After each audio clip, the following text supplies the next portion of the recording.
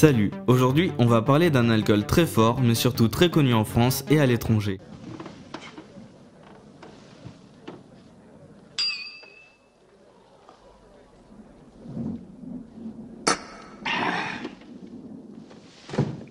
Si vous le permettez, ce n'est pas de cette façon que l'on doit boire le cognac.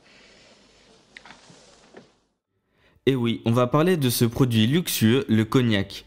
En commençons directement par le Moyen-Âge. Au Moyen-Âge, le vignoble de Poitou produit des vins qui sont transportés par des navires hollandais venant chercher le sel de la côte. Ce vin était apprécié dans les pays bordés de la mer du Nord. Donc, dès le Moyen-Âge, apparaîtra dans la région, grâce au fleuve la Charente, une mentalité propice aux échanges commerciaux internationaux. Au XVIe siècle, la connaissance de l'art de la distillation par les Hollandais les incite à distiller le vin chez eux pour mieux le conserver.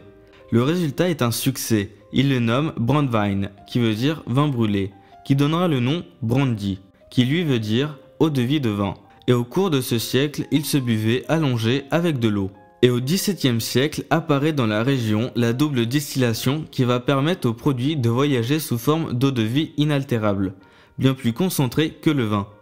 Et ensuite, au XIXe siècle, la signature d'un traité de commerce entre la France et l'Angleterre, le 23 janvier 1860, sous l'impulsion de Napoléon III, permet au cognac de connaître une ascension fulgurante, qui atteint son apogée en 1879. Fin 19e, vers 1875, apparaît en Charente le phylloxéra, un insecte qui attaque les racines de la vigne. Il détruit de très grandes parties des vignobles. De nombreuses années d'efforts et de patience sont nécessaires pour remettre à flot l'économie de la région. Au XXe siècle, en quelques dates, le 1er mai 1909, la zone géographique de production est délimitée.